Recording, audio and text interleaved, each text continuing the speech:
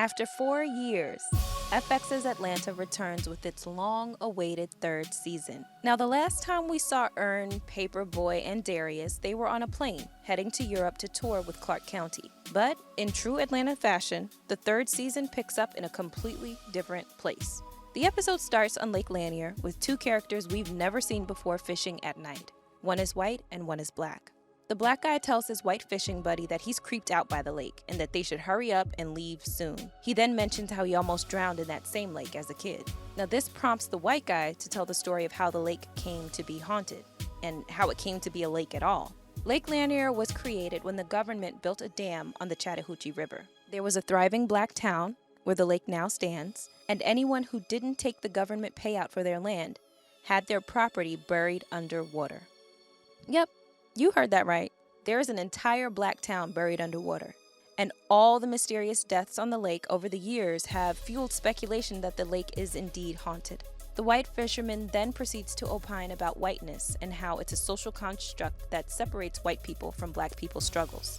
As he speaks, he turns his head away from his black friend, and his voice becomes increasingly muddled until he turns back around and appears to be completely submerged underwater, his eyes missing. Then we see a bunch of black hands pull the black fisherman out of the boat and drag him underwater. Hella dramatic, right? Immediately, the main character of this story, a black teenage boy named Laquarius, wakes up in class. His teacher is announcing that the class gets to go on a field trip to see the new Black Panther movie. Now, this announcement moves Laquarius to leap on top of his desk and bust out all of the dance moves in the middle of class. But cut to Laquarius solemnly waiting in the front office while his mother and grandfather are ushered into the principal's office. Now, his mother is already annoyed that she has been called down to the school to begin with. So when the guidance counselor recommends putting Laquarius in remedial classes, his mother refuses in a few choice words and demands the school simply give her son detention the next time he's disruptive. Conversation over, Laquarius is then steered out of the office by his mother and grandfather. Unsatisfied with the way that the conversation went, the guidance counselor follows them out into the hallway where Laquarius' mom is making him do all of the dances he did in class, while she admonishes him for his behavior. She urges him to get his act together because, quote, "These white people will kill you." Once his mother is finished reprimanding him, Laquarius' grandfather gives him 3 slaps to the face and asks what his problem is. Now, it's important to note that 3 slaps is the title of the episode, and the events of this scene between Laquarius, his mother, and his grandfather all reference viral social media videos. The guidance counselor, horrified at what she's just witnessed, volunteers to take Laquarius back to his class and whispers to him that she will get him out of there. The next day, Family and Children's Protective Services shows up at Laquarius' house with police presence to do a welfare check. Now, Laquarius' mom is offended at the notion that she's somehow an unfit parent, so she immediately assumes that Laquarius has called the police on her, and she gathers his belongings and gives Laquarius away to child services without even letting them in the door for a conversation. Laquarius is then taken to a lesbian white couple who have adopted 3 other black children. He immediately notices a horrible smell in the house and is confused and horrified when he sees them preparing fried chicken using the microwave. The microwave, y'all.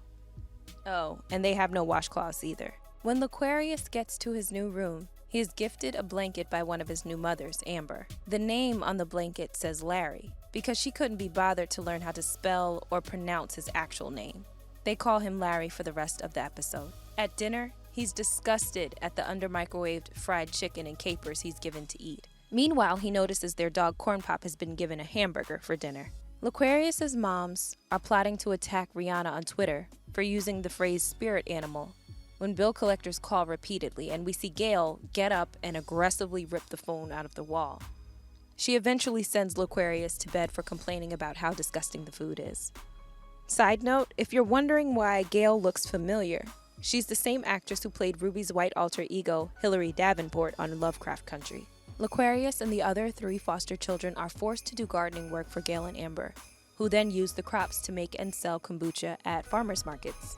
When Laquarius complains about being hungry, Amber tells him being full means he ate too much, and that maybe he should sing while he works. Cut to the farmers market, the children are paraded as props to get attention for Amber and Gail's kombucha stand. Laquarius is forced to wear a free hugs sign to which an ignorant white bystander asks if Hugs is his dad. Laquarius then spots a police officer, drops his sign, and dashes toward the cop. He apologizes for all the ways he's messed up in school and begs the officer to take him back home, to his real home. This moment is also a direct reference to the viral photo of Devonte Hart hugging a police officer in 2014.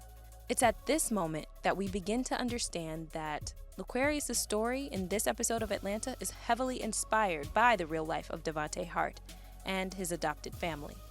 Unfortunately, the officer does not take Laquarius' cry for help seriously and hands him back over to Amber and Gail, citing that maybe he's just tired and needs a break.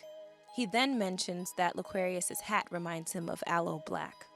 The photo of Laquarius hugging the cop makes the front page of the newspaper a few days later, and his foster mothers twist his words to make it a feel-good story and not the cry for help from an abused child that it actually was.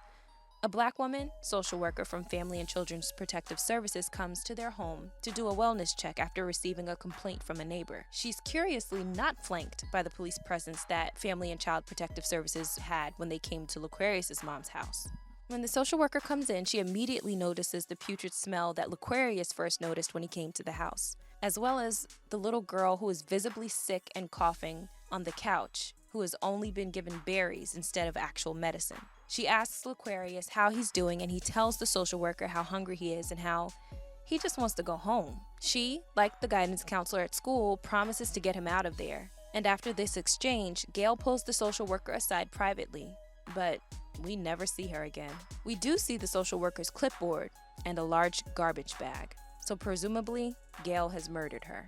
For dinner that night, they're having microwaved fried chicken again, and Laquarius is so hungry he forces himself to eat it. The bad food gives him nightmares where he sees the social worker's head in the refrigerator and his grandfather with Corn Pop's head, who gives him one slap to the face before Laquarius wakes up and rushes to the bathroom. The next morning, once he's up, he goes down to the kitchen and he notices his foster mom, Amber, packing for a trip, supposedly to the Grand Canyon. He asks Amber where they're really going, but Gail enters the room before Amber can answer. Gail, Amber, and their 4 Black children pack up into the minivan for a trip.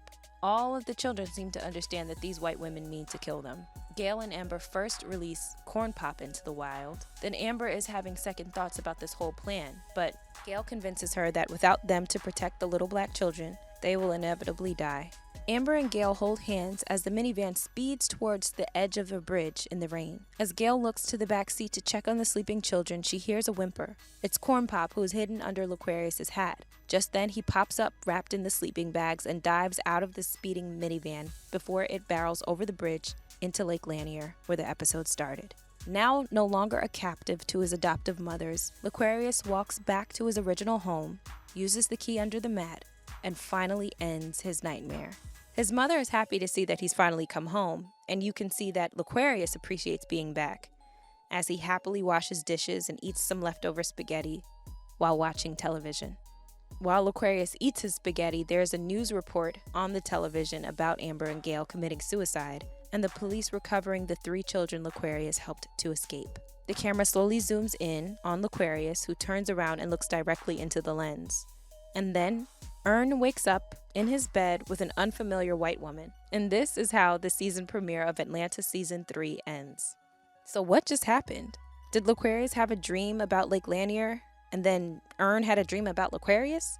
Or was it all Ern's dream? And what does it all mean? The story of Laquarius is based on the real-life story of Devonte Hart, a Black boy who was adopted along with 5 other children by 2 white women.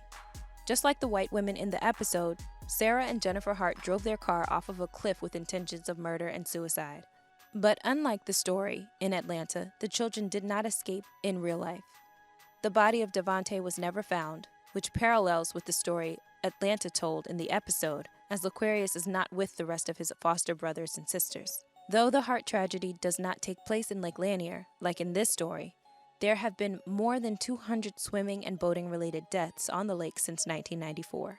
This is why many do believe that Lake Lanier is cursed.